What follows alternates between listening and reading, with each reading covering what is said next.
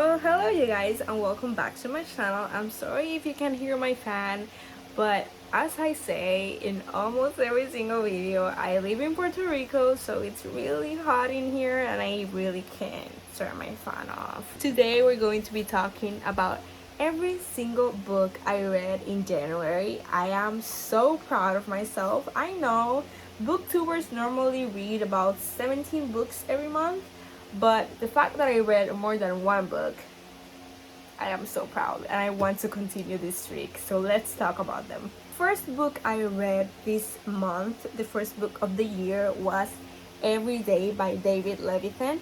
And if you don't know what this book is about, this is basically about this person that wakes up every single day in a different body. And they don't know why, it's just always been like that. And every single day we get to hear the story of the body they're in and what they do, what they choose to do with their day, if he follows the rules or she. They don't really have a gender.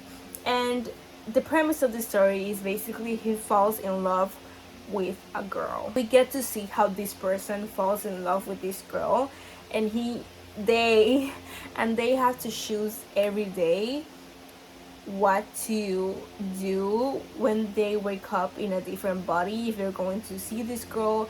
It's just, I don't want to say much, but it's a really interesting story because the way this person sees the world is so interesting. They've never had a body to call their own. They've never had a family to call their own. There are so many things they don't worry about, this person, that we as human beings worry so much about, and it's so unnecessary.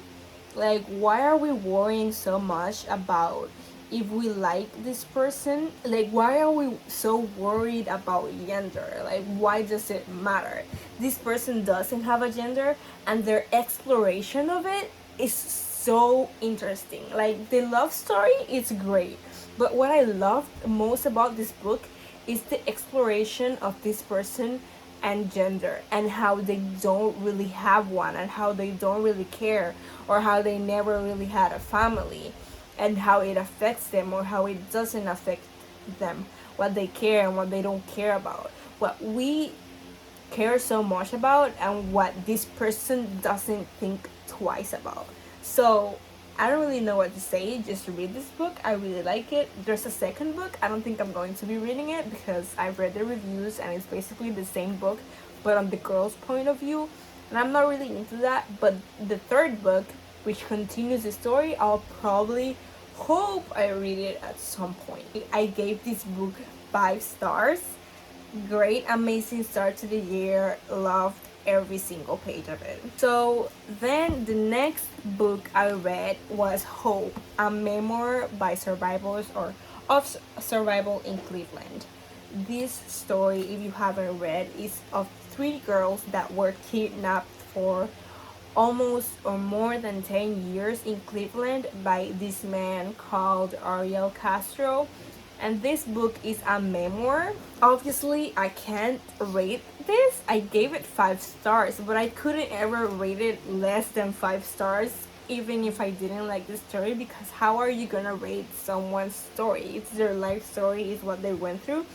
But regardless, I gave it 5 stars because I enjoyed this book so much. And that's weird to say because how are you gonna enjoy bad things happening to other people? What I mean is that this book is so inspiring because the fact that these girls went through this for 10 years is not comprehensible to me. Like, I can't comprehend how they went on, how they did it. I just can't. It's an amazing story. There's not much I can say because I don't want to spoil it, but there's not much to spoil because the story is out there and it should be read. Obviously a really hard book to read. It kind of hurt me a lot.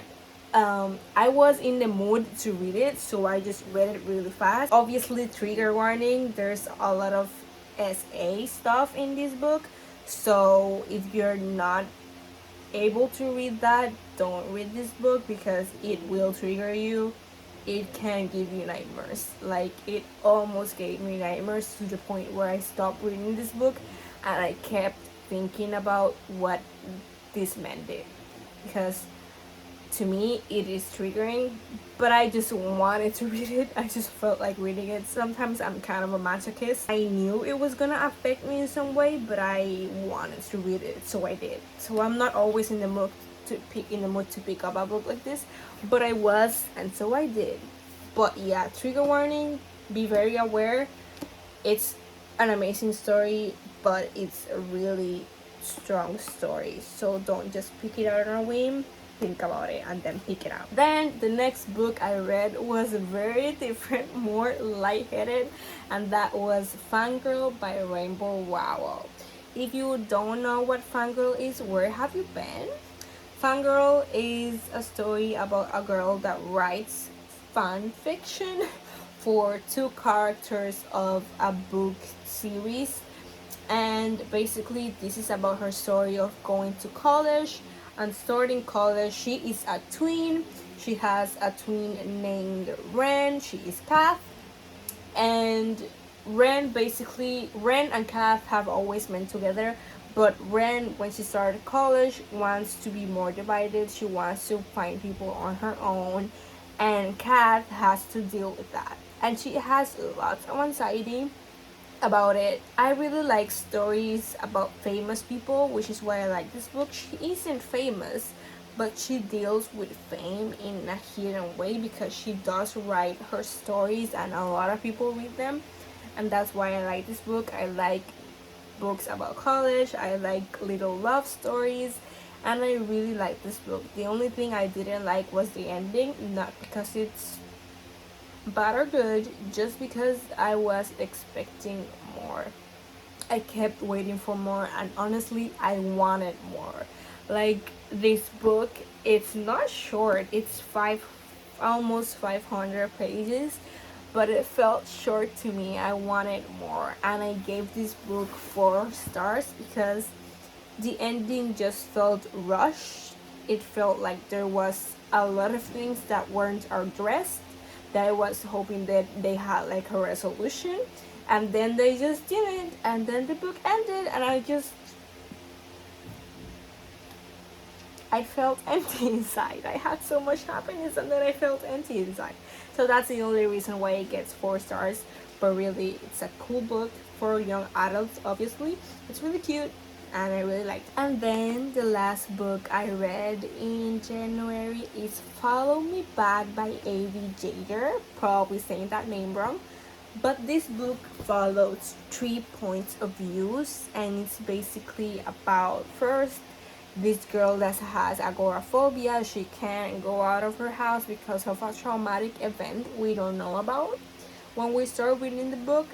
And she is a fangirl, another fangirl. She follows this guy called Eric Thorne, which is basically like the Justin Bieber of our time. And we also follow Eric Thorne's point of view, which he basically is not happy with the fame he has at the moment. He is really paranoid about a lot of things because there was this murder at the start of the book. We don't see it, but there was this murder with another celebrity, and so he is paranoid that the same thing will happen to him. And so we follow this girl with agoraphobia. We follow this man that is very paranoid and has severe anxiety and depression. And then we follow a third point of view that basically mixes them all. There is this Twitter account that's out to destroy Eric Thorne. Somehow they all get messed up in this thriller sort of.